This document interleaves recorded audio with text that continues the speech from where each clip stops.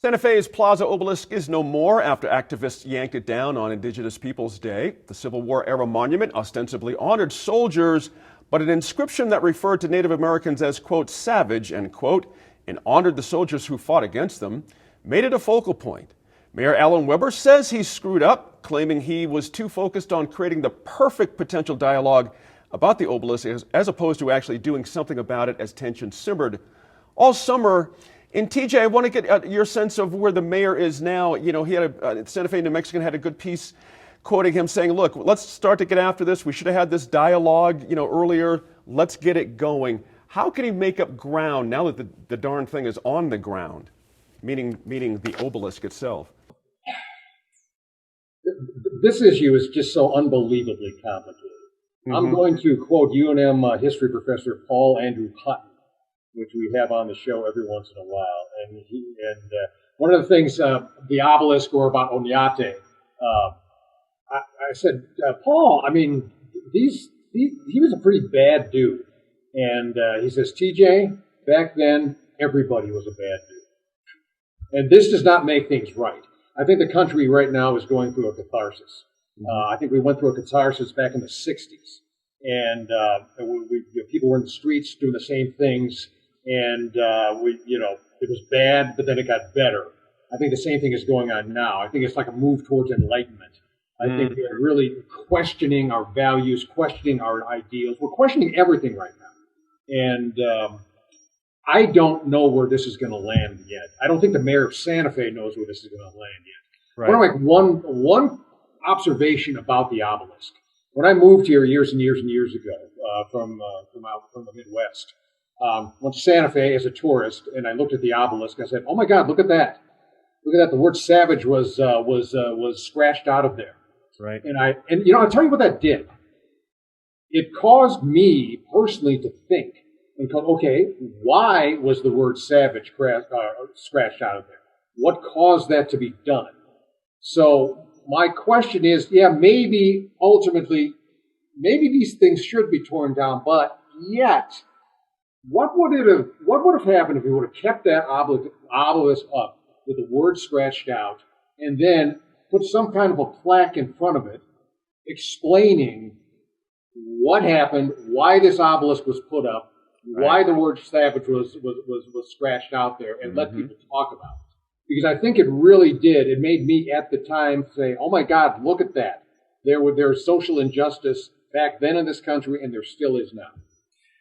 I got to agree with you. When I first moved here, I had literally the same exact experience you just described looking at the obelisk and the scratched out savage. I had the same. It's funny you just put it that way. It's very interesting. And Serge, let me spin to you on this idea. A lot of folks, we hear the phrase, we can't remove history, removing statues removes history, all that kind of a thing. But if the mayor wants to get something going here, is everything on the table? Should the obelisk perhaps be moved, as has been proposed in years past, actually? The plaque say something else altogether? What's the best way to move forward with it, instead of just putting up the same obelisk that we had last time around? Right, well, I think that's the one option that should not be on the table. But I do want to just respond a little bit. It's my understanding that at some point they actually did put up some sort of plaque or sign, and it was summarily stolen. Yes. And so it'd have to be, I guess, bolted in better if it were done in the future. But I'm not very receptive to this idea that this is our history and it generates conversation, right? I mean, especially in this case, this was literally on a pedestal in the single most prominent place in Santa Fe, a monument, to violence done against the original inhabitants of this land, right? It could not have a more serious stamp of official approval, but just by virtue of its place and its sort of prominence. Monuments, statues, they don't need to live forever. And I'm 100% confident that this statue, it's not the last vestige, the last thing to remind us of the long history of oppression of the Native folks in our state. We have a systemic, educational, economic, inequities that are going to be with us for a while. This monument is not what is needed to have that conversation. We have examples of that constantly around us in our state.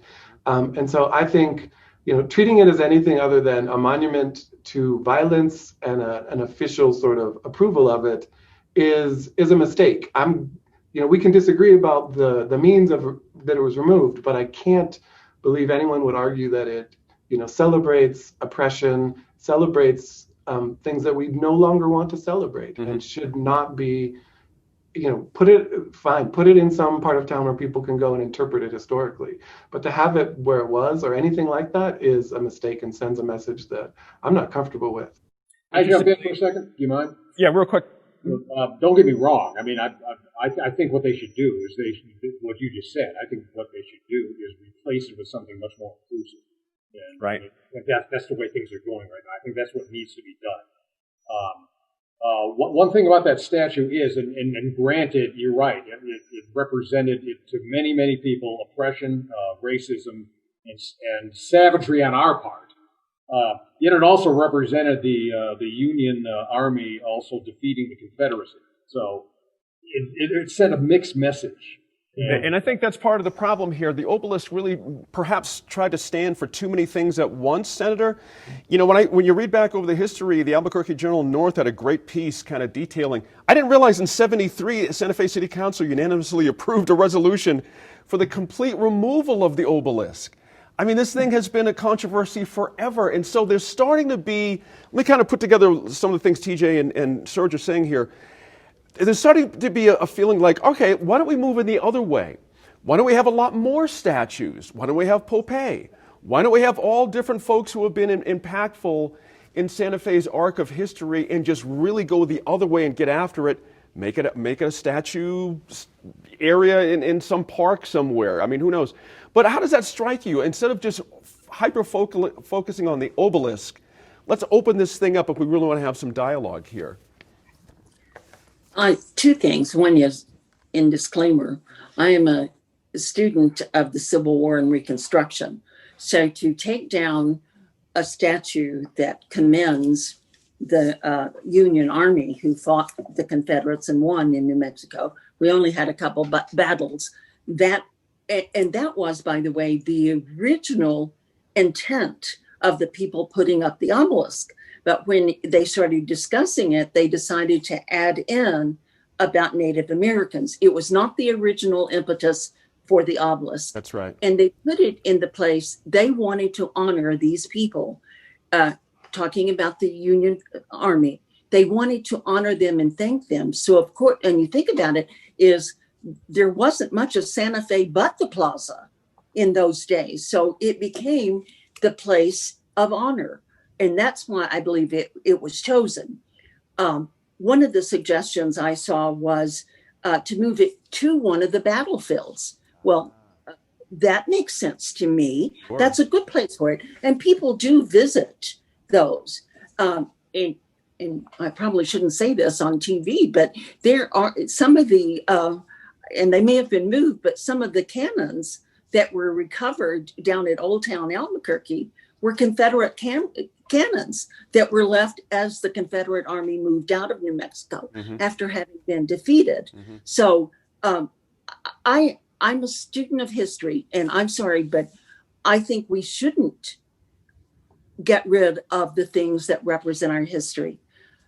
I like the idea of adding additional statues, so like you go from one to here to here, and you get an overall story of the history that occurred in our state. I just feel like, I mean, people don't even know most of the people, and you see them all interviewed on TV and stuff, they don't even know the difference in the three separate areas of government. They don't even know what the Supreme Court is or what it's doing. But if we're tourists, we spend or are looking at things like that. If it's put in our faces, that's right, we look at things and we learn more. That's right. So I think it is. And that is the opportunity, isn't it? Yes, that we have here to do something to teach our history, the good and the bad and the awful. There you go. So we're back in a few minutes to talk about Operation Legend here in Albuquerque. Real success or just a PR stunt?